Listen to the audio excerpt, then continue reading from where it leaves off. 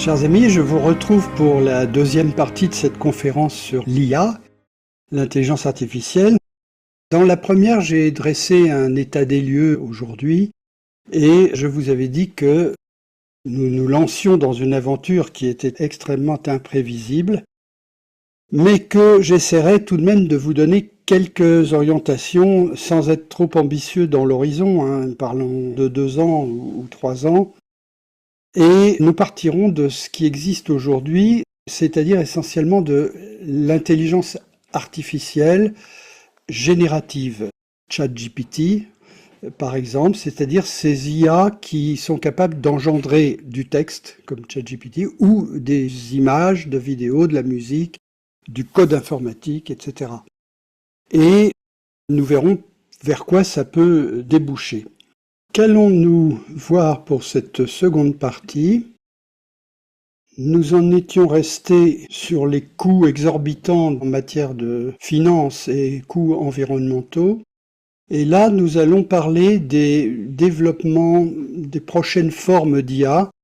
Les IA génératives actuelles sont probablement très différentes de ce qui existera à long terme. Ce sont vraiment les premières étapes, le b.a.-ba que nous connaissons aujourd'hui.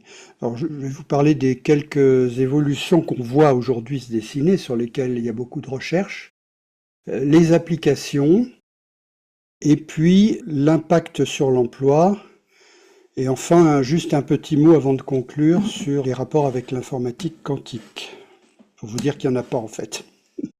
Voilà, et après, ce sera la conclusion. Quels sont maintenant les développements qui sont en cours? Donc, je vous parle de développement à très court terme. Je suis incapable de vous parler de plus de 2 ou 3 ans d'horizon. Personne ne peut le faire. Alors, le premier type de développement qui est déjà largement engagé, c'est ce qu'on appelle les modèles raisonnants. C'est-à-dire que, en plus de collecter toute cette information d'Internet et de la rapprocher par des corrélations, ce que fait un large language model, ces IA sont capables d'être entraînées aussi sur des raisonnements. On les entraîne sur 1 plus 2 égale 3, ensuite on lui dit l'équation 1 plus x égale 7, combien vaut x? Ah, x vaut 6, ou si elle vous dit x vaut 8, non, recommence, on ajuste les paramètres jusqu'à ce qu'elle dise x vaut 7. Et donc on entraîne ainsi des IA sur des raisonnements, que ce soit des raisonnements logiques, des raisonnements de mathématiques. Et là, évidemment, ça va apporter une intelligence supplémentaire, c'est-à-dire que là, ça cessera d'être un perroquet. Encore que les perroquets sont capables de faire des additions sur des chiffres très très simples. On leur met des cacahuètes sur des chiffres, etc. Donc on a là la première évolution. La deuxième évolution qui va de pair, c'est ce qui va frapper le plus l'industrie, c'est ce qu'on appelle les agents. Un agent, c'est un système qui agit, comme son nom l'indique, c'est-à-dire qui va plus loin que vous restituer une information. ChatGPT, aujourd'hui, vous posez une question, vous avez une réponse. Il vous restitue une information. L'agent va plus loin. L'agent, il est capable d'agir. Alors, je vous donne tout de suite l'exemple. ChatGPT utilisé simplement, c'est ChatGPT, indique-moi quelles sont les lignes aériennes pour aller en Crète. Ça, c'est l'IA bébête d'aujourd'hui. L'IA agent. ChatGPT, je veux partir le vendredi temps et rentrer le lundi. Je veux aller en Crète. Tu me trouves les meilleurs billets en classe économique. J'ai un bagage de tant de poids et tu me trouves les meilleurs prix. Voilà. Et là, vous ne faites plus rien. ChatGPT vous fait valider certaines informations, vous dit au passage est-ce que vous êtes d'accord ou non pour une escale? Non, bon, d'accord. Et hop, ChatGPT vous donne les billets. Parce que cet agent, c'est pas ChatGPT, c'est des agents futurs qui commencent à apparaître, sont capables sur Internet d'ordonner les opérations d'achat. Aujourd'hui, chez Amazon, ils ont un programme de maintenance qui s'appelle Quartz. Et lorsque dans un centre d'Amazon, vous avez un tapis roulant qui se déchire et puis qui s'abîme, les responsables de l'usine vont sur Quartz et disent voilà, j'ai un tapis roulant de tel modèle là, qui s'est mis en carafe et en se déchirant, il a cassé un galet, etc. Qu'est-ce qu'il faut faire? Et Quartz leur dit vous devez arrêter la machine pendant tant de temps, vous devez contrôler les autres galets, vous devez commander ça, mais je vais le commander à votre place, êtes-vous d'accord? Oui, non, oui, bah, vous le recevrez dans 48 heures, etc. Et l'intelligence artificielle vous organise le changement des pièces et les opérations à faire. Alors, tout ça existe dans n'importe quelle usine aujourd'hui. Vous avez des manuels de maintenance qui vous disent quoi faire, vous avez des informations sur le matériel utilisé, vous avez des informations sur les fournisseurs. Mais vous voyez, tout ça est inclus dans ce programme. Donc, on peut s'attendre à ce qu'une très grande partie du travail tertiaire, c'est-à-dire de manipuler des dossiers, de donner des réponses sur des dossiers et d'exécuter carrément des tâches administratives, techniques, puisse être fait par ces agents. On travaille aussi aujourd'hui sur de petits ordinateurs, alors c'est des petits qui sont gros quand même, mais par rapport à l'IA, des petits, beaucoup plus petits que les data centers que vous avez vus, qui sont des ordinateurs qu'on peut acheter dans l'entreprise. Alors l'avantage, c'est que si une entreprise achète un ordinateur dédié, elle a sa propre IA sur son propre ordinateur, elle ne dépend pas de fibre optique ou de communication compliquée pour aller interroger un data center à distance. Et puis, il y a l'aspect dont je vous parlais, c'est que Airbus Industries, par exemple, s'ils ont des programmes pour leurs pièces d'avion, ils n'ont peut-être pas envie que ça atterrisse chez ChatGPT. Donc, ils auront leur propre IA et leur propre ordinateur. Alors on parle beaucoup d'un développement qui est ultérieur, mais qui me paraît personnellement complètement fumeux.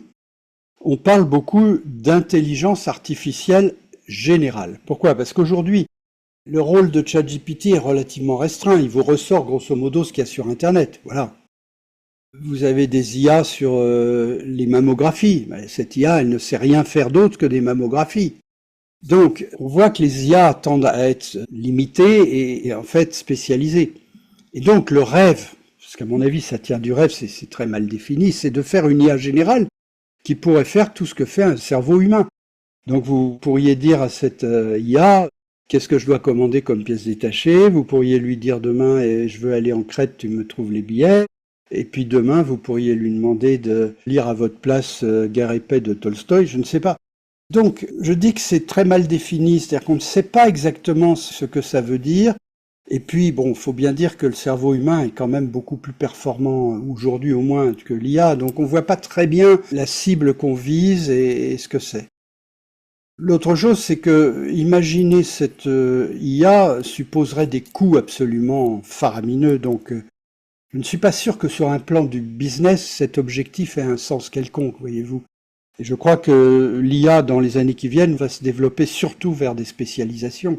Spécialisations pour les entreprises, des agents pour vous simplifier la vie en tant que particulier, etc., etc. Pour les médecins. Voilà. Alors bon, derrière ça, il y a la question que je ne débattrai pas aujourd'hui, c'est est-ce que à terme, à long terme, est-ce que des IA peuvent remplacer et suppléer et dépasser le cerveau humain? Bon, moi, j'aurais tendance à dire que quand on voit les progrès qu'il y a et puis les masses d'informations et la rapidité qui existe avec l'IA et qui est sans commune mesure avec celle du cerveau, je pense qu'on va créer à terme des intelligences qui dépasseront le cerveau. Mais qu'est-ce que ça veut dire? Ces intelligences, elles n'auront jamais de subjectivité, d'émotion, de conscience. Alors certains disent que oui, elles pourraient avoir conscience, mais quand bien même elles auraient une conscience, cette conscience serait très différente de la nôtre. Et puis il ne faut pas oublier une chose, c'est que nous avons un corps. Donc notre cerveau, il est complètement imbriqué avec notre corps. Notre cerveau est un organe comme le cœur ou comme le pancréas. Donc nous avons un cerveau qui est complètement lié au corps. L'IA est incapable de cela. Et puis nous avons appris depuis l'âge de la prime enfance, nous avons appris plein de choses sur le monde physique extérieur. Les IA, dans leur forme actuelle, ne sont pas connectées au monde extérieur, ou très peu. L'expérience du monde qu'elles ont, c'est à travers ce que nous avons écrit sur Internet. Alors oui, elles peuvent vous dire quelle est la longueur des bateaux dans le Vendée Globe Challenge, c'est 20 mètres. J'étais au Vendée Globe Challenge et j'avais demandé quelle est la longueur des bateaux. L'IA m'avait dit 20 mètres. L'IA, c'est pas du tout ce qu'est un bateau, ni le Vendée Globe Challenge, mais en rapprochant l'information, elle m'a dit 20 mètres. Mais l'IA n'a aucune perception physique de ce qu'est un bateau. Elle n'a jamais fait de bateau, elle n'a jamais été sur la mer, elle ne sait même pas ce qu'est la mer. Donc nous avons un corps, nous sommes liés à la nature, nous avons l'expérience corporelle, et toutes ces intelligences ne pourront pas l'avoir, en tout cas pas dans l'horizon qu'on peut imaginer.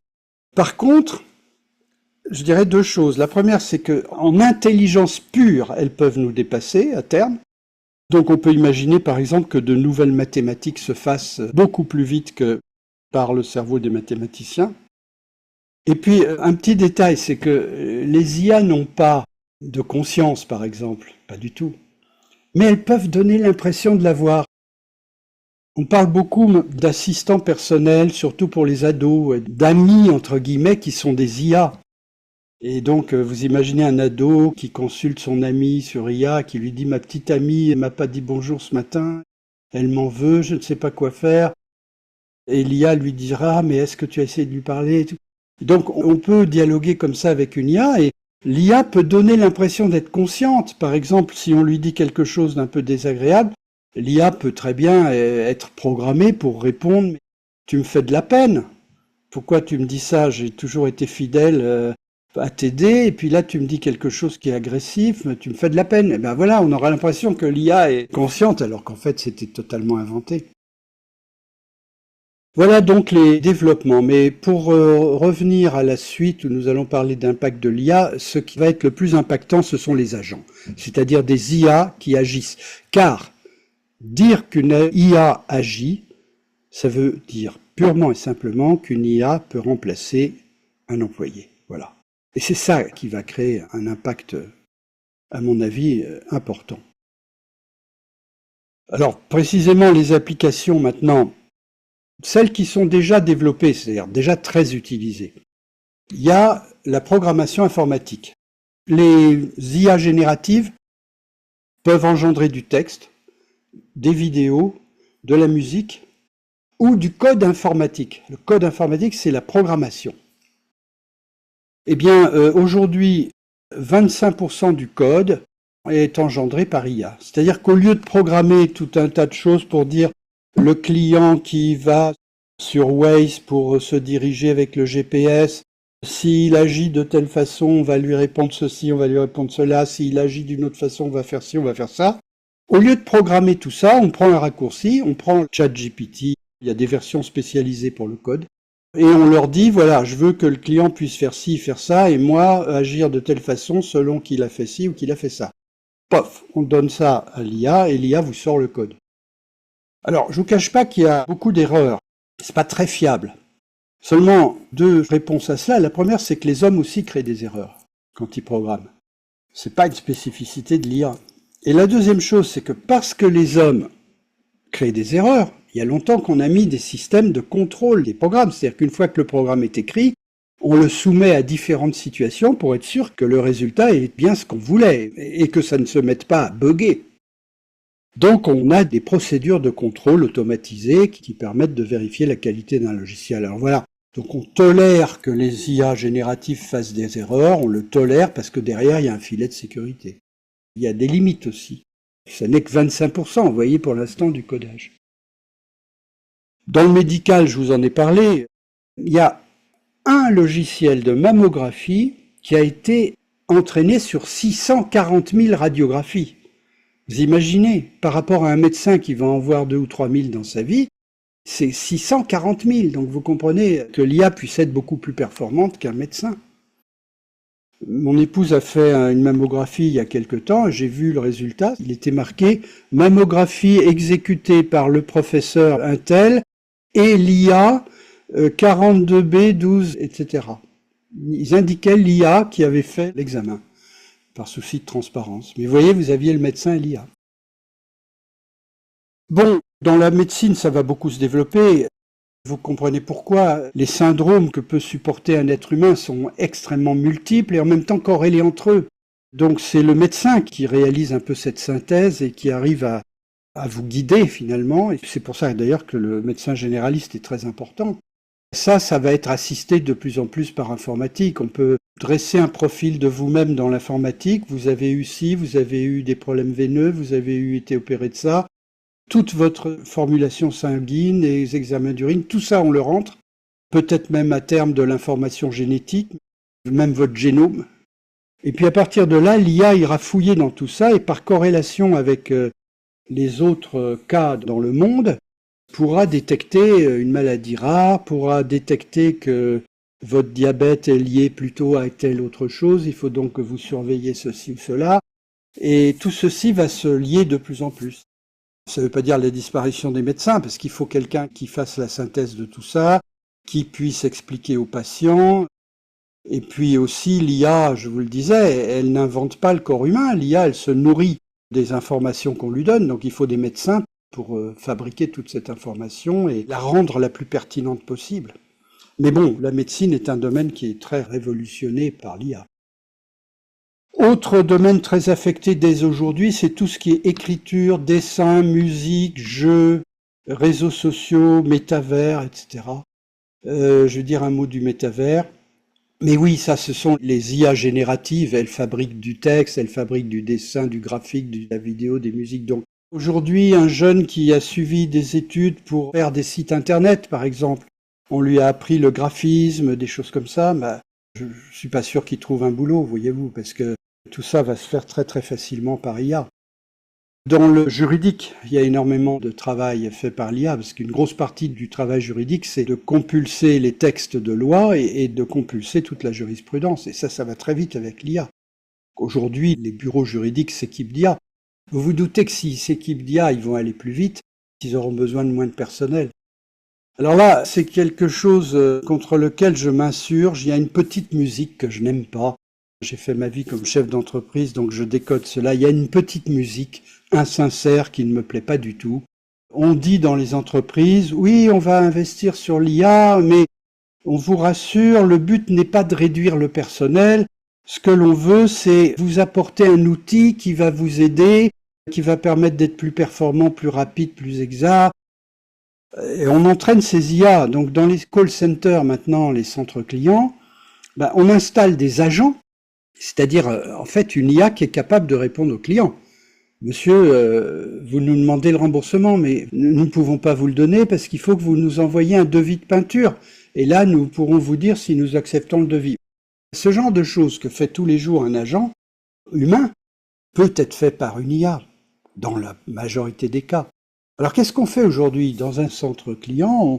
On installe des IA et puis alors on dit aux employés, vous voyez, avant sur l'écran vous aviez les données du client et peut-être son historique.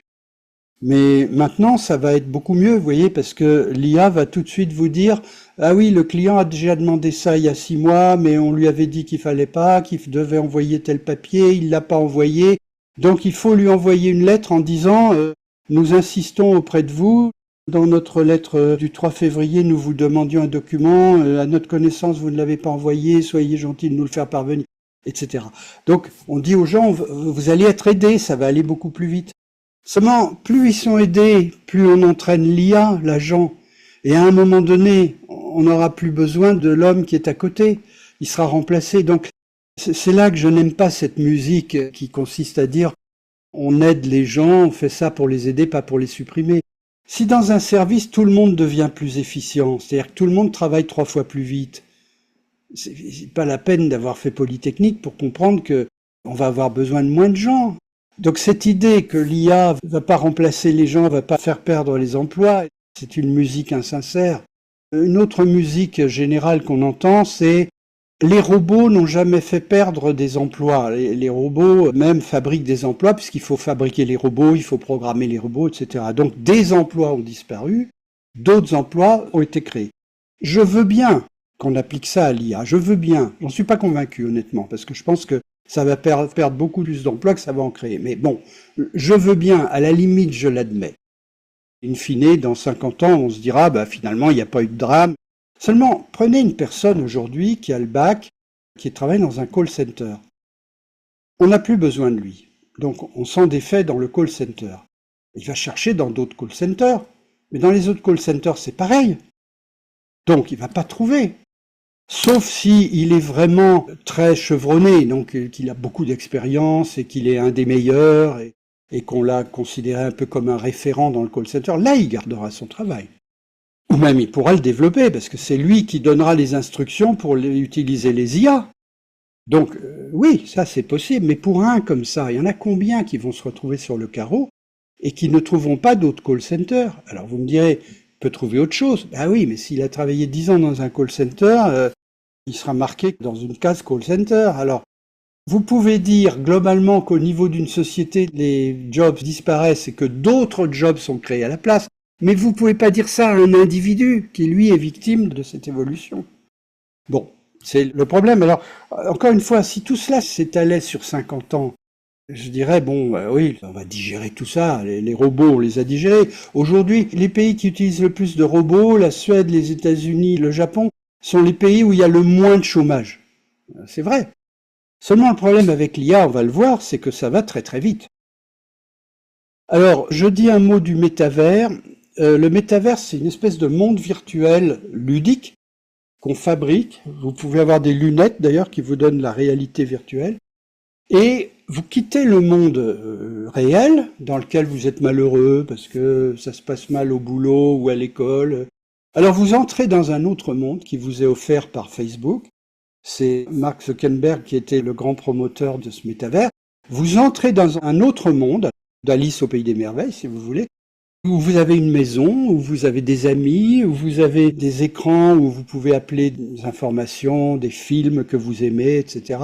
Et là-dedans, eh bien, vous vous projetez et vous pouvez peut-être être plus heureux que dans le monde réel. Alors c'est ce que Mark Zuckerberg avait vu il y a quelques années, il avait mis beaucoup d'argent dans le métavers pour finalement se retirer. Je pense qu'il s'est retiré parce qu'il était parti trop tôt. Mais le métavers agrémenté d'IA, c'est autre chose. Parce que là, dans la maison que vous avez dans le métavers, que vous avez décorée, eh bien là, vous allez avoir plein de personnages qui vous parlent, vous allez pouvoir tenir des dialogues. Si vous aimez la nature, vous sortirez de cette maison virtuelle, vous aurez une forêt virtuelle, forêt vierge, avec des cacatoès et des tigres, et puis vous pourrez vous promener là-dedans parmi les animaux, etc., etc. Et là, vous découvrirez un monde, c'est déjà le monde virtuel que connaissent les amateurs de jeux, hein.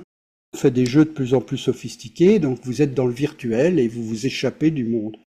Alors, moi, c'est un des problèmes que je vois dans l'IA, c'est-à-dire que d'un côté, il y a des gens qui deviendront IA actifs et d'autres qui resteront IA passifs. Alors, IA actif, ça veut dire, pour pas perdre de temps, j'utilise l'IA pour mon voyage en Crète, et puis dans mon travail, je vais construire un programme IA, ça va aller beaucoup plus vite pour faire la maintenance des machines, je vais utiliser l'IA, etc. Donc j'ai un projet dans le monde réel. J'ai un projet, j'ai des actions différentes de tous ordres, j'ai mes plaisirs aussi, ce que j'aime faire, et j'utilise l'IA pour tout ça. Voilà, donc je suis IA actif, je tire parti de l'IA. Et puis vous avez l'IA passif. J'ai été viré de mon centre d'appel. J'ai appelé 4 autres centres d'appel et j'ai partout eu la même réponse, non. Je m'ennuie à la maison. Et puis je regarde TikTok pendant des heures. Et puis maintenant je découvre le métavers, c'est-à-dire que je rentre dans un monde virtuel et là je trouve ce que j'aime. Ben oui, parce que les IA, comme aujourd'hui les TikTok et autres Google, savent vous envoyer et vous proposer ce que vous aimez. La personne qui est sur TikTok tous les jours, j'entendais un adolescent récemment dire qu'il passait 6 heures par jour. 6 heures par jour devant un écran. Sur TikTok, on lui propose une vidéo. Il la regarde. On lui propose une autre aussitôt. Elle lui plaît pas, il fait ça. Top. Il l'élimine et il a la suivante. La suivante lui plaît. La suivante lui plaît pas, il fait ça. La suivante lui plaît pas, il fait ça. Et la suivante lui plaît. Chaque fois qu'il fait ça, il indique au robot de TikTok ce qu'il aime et ce qu'il n'aime pas. Et le robot du TikTok lui envoie de façon de plus en plus précise des choses qui sont susceptibles de lui plaire. Ça s'appelle l'addiction. C'est-à-dire que, à force de faire tourner cette mécanique, ce robot, eh bien, l'individu reçoit de plus en plus ce qu'il aime, ce qui l'attire, et ça évolue dans le temps, mais le robot suit tout ça et il offre toujours ce qu'il faut. Donc ça crée énormément d'addiction. Le problème, c'est que quand vous êtes comme ça devant TikTok, vous êtes totalement passif. Donc vous recevez quelque chose, même qui peut être quelque chose de riche, mais vous recevez passivement. Et comme c'est de la vidéo, vous n'êtes pas en train de lire Tolstoï dans le texte, c'est de la vidéo, c'est des jeux et du pain. Voilà. Et vous recevez tout ça passivement, et là, vous êtes devenu un IA passif. L'IA passif ne travaille pas, passe son temps devant des écrans, trouve un plaisir bon marché là-dedans, et devient addict. Voilà. J'ai peur que la société avec l'IA se scinde de cette façon-là. Voilà, c'était un petit aparté sur le mot métavers, parce que c'est, à mon avis, une évolution qui va se développer. Je passe sur le militaire. Quand Israël a attaqué Gaza, ils avaient déjà une IA qui indiquait pour tout mouvement de personnes en face si c'était des soldats armés ou si c'était des civils. Et donc, c'est une IA qui leur disait qu'il fallait tirer ou pas. Bon, vous vous doutez qu'il y a des erreurs, hein, donc on se doute bien que les civils sont largement victimes de ce jeu-là. Mais bon, des IA font mieux le travail de reconnaître où il faut tirer que les hommes. Donc on assiste les soldats avec des IA. Ça existait dès le départ de la guerre de Gaza. On parle beaucoup des robots tueurs parce qu'effectivement, la Chine a sorti il y a un mois un petit bourdon, de la taille d'un bourdon, qui est un robot et qu'on peut diriger. Donc c'est un drone de la taille d'un bourdon. Alors en faisant un bourdon un peu plus grand, on peut lui mettre une charge explosive et on peut lui mettre aussi une IA pour reconnaître quelqu'un. Donc on lui donne la photo de telle personne et on lui dit il faut que tu tues cette personne. Alors si tu cherches, puis le jour où tu la trouves, tu t'approches de son crâne et tu déclenches la décharge. Vous voyez, donc on craint beaucoup cela et surtout on craint les essaims de robots, c'est-à-dire des robots qui seraient par centaines, par milliers et donc extrêmement difficiles à neutraliser. Bon, la conduite autonome, ça existe déjà dans certaines villes californiennes comme San Francisco, ça existe en Chine aussi. Je crois qu'il y en a 3000 taxis autonomes. Alors certains disent un peu des bêtises là-dessus, disent que ce sont de faux robots et que en fait, le taxi que vous prenez est piloté à distance. Dans un bureau, il y a des gens qui le pilotent. Alors c'est faux. C'est pas des gens qui le pilotent, c'est l'IA qui le pilote. Par contre, ce qui est vrai, c'est qu'il y a des gens dans un bureau qui surveillent. Ce qui fait que s'il se passe quelque chose de très inattendu, imaginez, je ne sais pas, une explosion terroriste ou quelque chose, là, l'IA est complètement perdue parce que l'IA n'a pas eu ça dans le corpus de son entraînement et donc elle est perdue. Et là, la personne qui est dans un bureau quelque part voit tout de suite sur l'écran et reçoit un signal de l'IA « Attention, je suis paumé ». Et là, la personne peut reprendre immédiatement les commandes à distance, le frein, l'accélérateur, le volant, et peut garer la voiture, par exemple, ou lui faire demi-tour. Donc ça, c'est vrai que c'est supervisé au sens par exception, mais sinon, les robots fonctionnent tout à fait normalement. Alors j'aimerais savoir le coût d'un robot et de toute cette infrastructure. Je pense que ça reste quand même très supérieur au coût d'un taxi humain. Mais bon, vous savez ce que sont les startups aux États-Unis, hein, elles amassent beaucoup d'argent, au début elles sont perdantes et puis elles finissent par devenir gagnantes. Alors maintenant, je vous le disais, l'avenir, c'est essentiellement les agents d'IA, c'est-à-dire ces IA qui sont capables d'agir comme agit un individu. Et là, ça va toucher beaucoup toutes les tâches tertiaires, le traitement de dossiers administratifs et les tâches industrielles, opérateurs, tâches techniques, planification, etc. Il va y avoir énormément de mutations très rapides. Alors maintenant, l'impact sur l'emploi, est-ce qu'on peut le mesurer? Oui, il y a des études. Et moi, je vais vous citer là 2 chiffres auxquels je crois parce que j'ai été moi-même dirigeant d'entreprise et donc j'ai le sens de ces choses-là. D'après l'ONU, 40% des emplois dans le total, 40% des emplois seraient supprimés ou remplacés par des IA. Et le deuxième chiffre émane de McKinsey, qui est un cabinet de conseil extrêmement pointu. Eux disent 15% en 5 ans. Mais vous voyez, moi je rapproche les 2 chiffres, c'est totalement cohérent. 40% en 10 ans, 15% en 5 ans, c'est très très cohérent. Donc j'accorde beaucoup de valeur à ces chiffres. Évidemment, les 40% ou les 15% de McKinsey sont essentiellement des emplois peu qualifiés, dans le tertiaire surtout. Et là, l'impact majeur va être dans les pays en voie de développement. Aujourd'hui, vous avez plein de call centers au Maroc, au Sénégal, etc., avec des opérateurs très peu formés qui seront les premiers à être remplacés. Un mot pour vous dire, je suis un peu pessimiste pour la France parce que En France, on a bousillé notre industrie. Notre industrie, en 15 ans, est tombée de 15% à moins de 10 maintenant. Au même moment, l'industrie de l'Allemagne et celle de la Suisse montaient de 30%, quand nous baissions de 20%. Donc on ne peut pas dire que c'est parce que les méchants patrons vont localiser les choses. Non, à l'étranger, non, parce que les méchants patrons, ils sont aussi méchants en Allemagne et en Suisse. Ils augmentent leur industrie dans ces pays-là. Donc il y a bien quelque chose qui cloche en France, et à mon avis, ce qui cloche, c'est qu'on n'aime pas l'industrie. L'industrie est assimilée à l'exploitation de l'homme par l'homme, et tant qu'on aura cette mentalité, on fabriquera des fonctionnaires, on fabriquera du déficit public, on fabriquera des services publics, et puis on effondrera l'industrie. Le problème, c'est qu'une fois qu'on a effondré l'industrie, on reste avec des emplois tertiaires, des emplois peu développés, etc. Et donc je pense que nous sommes, nous, Français, plus vulnérables à l'IA qu'un pays comme l'Allemagne ou la Suisse, malheureusement. Bon, il y a les emplois qui vont être créés, bien sûr, des emplois sur l'IA. La France est très dotée en mathématiques, mais malheureusement, tous les bons mathématiciens français vont travailler dans l'IA aux États-Unis, avec des salaires gigantesques.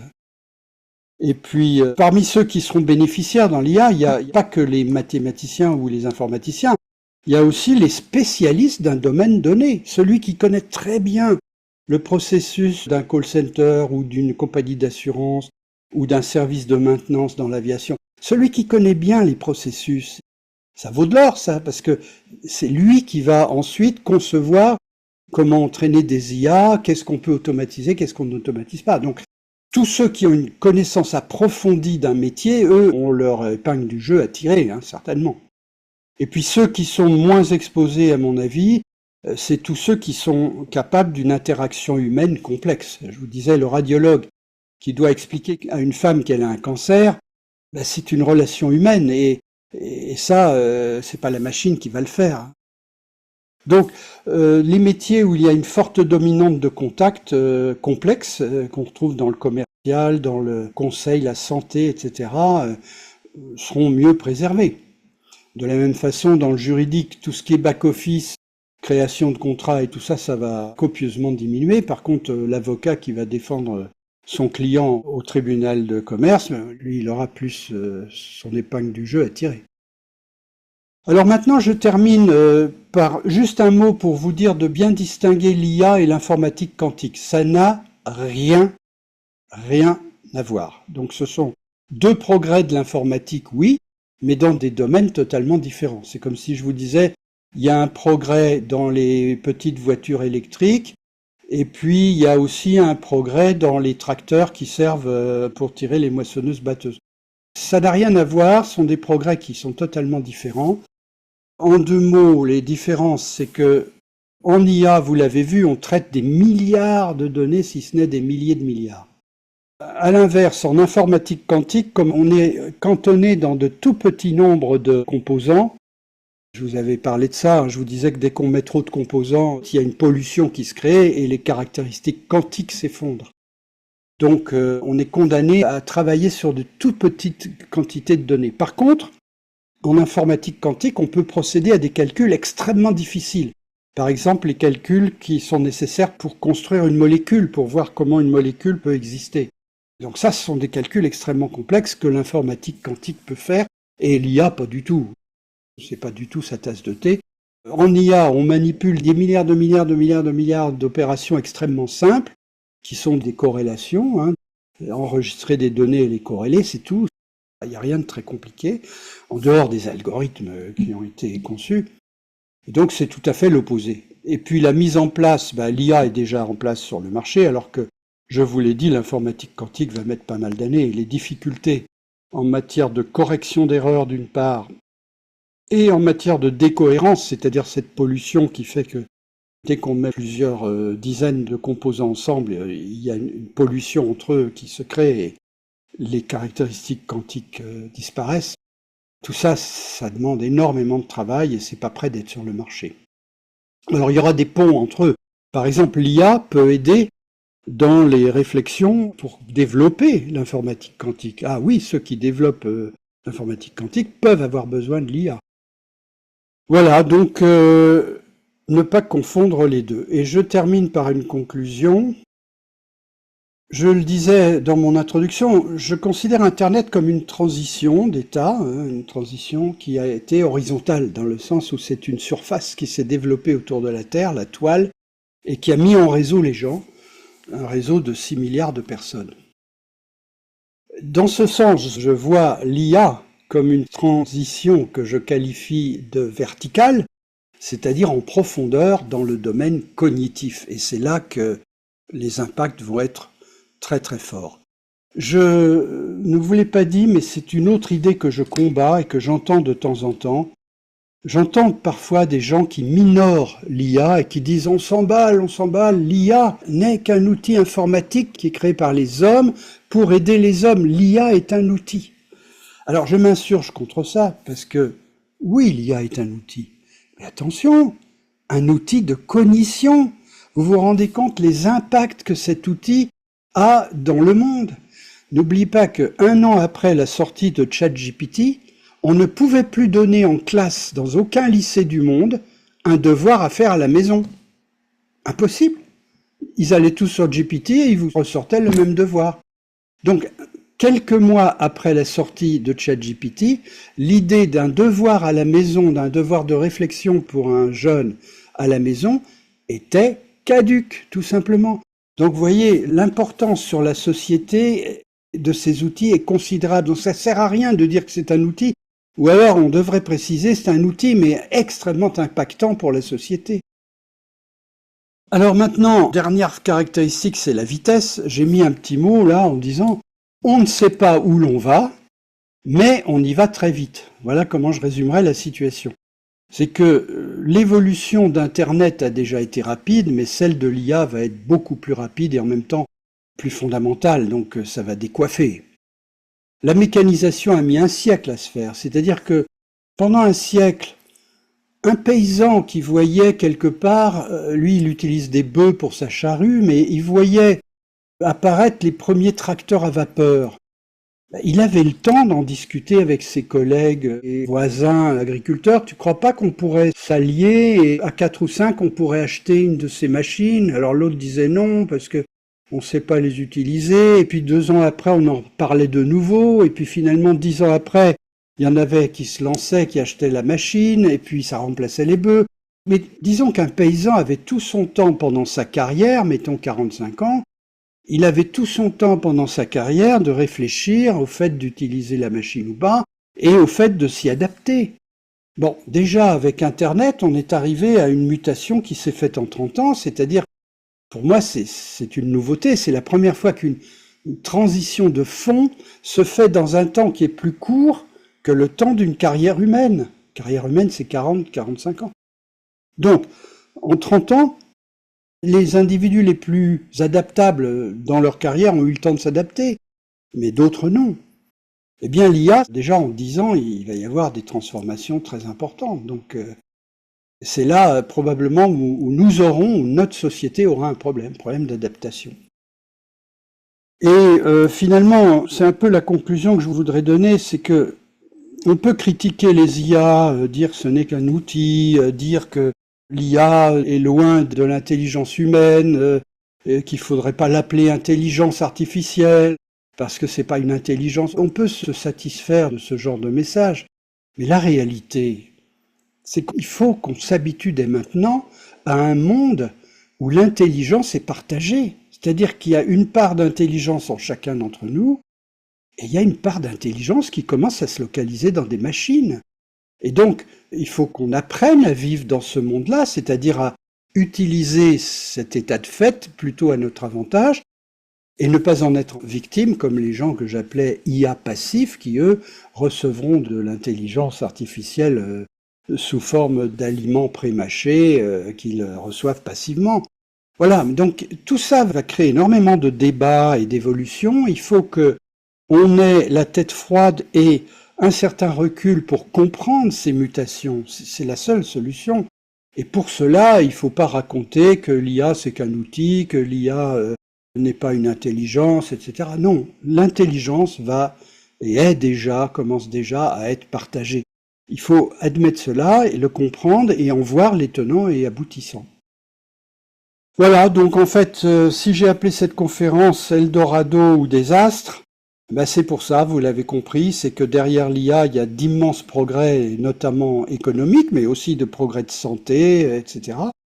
Et que ces progrès côtoieront des difficultés aussi immenses du côté sociétal, du côté personnel, peut-être des gens qui deviendront inadaptés ou qui s'adapteront à autre chose, quoi, qui deviendront passifs et addicts dans cette société. Cela fera naître d'autres difficultés. Je crains personnellement que les difficultés de type intellectuel et comportemental créent des inégalités pires que les inégalités de revenus aujourd'hui. Donc aujourd'hui on parle beaucoup des inégalités de revenus, mais demain on risque d'en découvrir de pires avec cela, et puis les pertes d'emploi, etc. Donc il va falloir vivre avec ça. Alors moi je me dis qu'à 77 ans je ne connaîtrai que le début de tout cela, mais je me dis en même temps que personnellement je ne serais peut-être pas capable de m'adapter à ça, même probablement pas. Par contre j'ai des enfants et des petits-enfants, et je termine sur cette note positive. Je me dis que mes repères acquis en 77 ans ne sont pas les mêmes que mes enfants et encore moins que mes petits-enfants. Et je me dis que mes enfants et petits-enfants auront des repères différents qui leur permettront de faire leur nid dans cette société où l'intelligence se partage et de trouver à la fois leur intérêt là-dedans et aussi leur plaisir et de savoir se comporter dans ce monde qui sera totalement différent et dans lequel moi je serai très probablement mal à l'aise.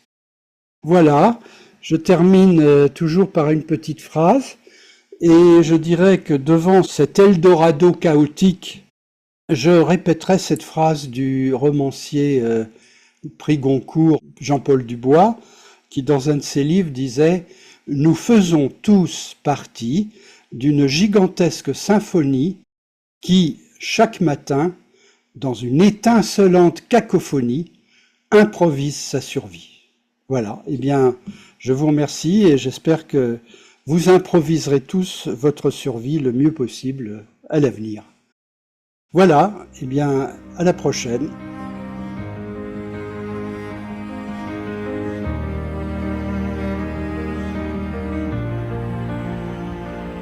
Je vous invite à consulter mon site sur lequel vous pouvez aussi me joindre sur www.mgm-ec.fr.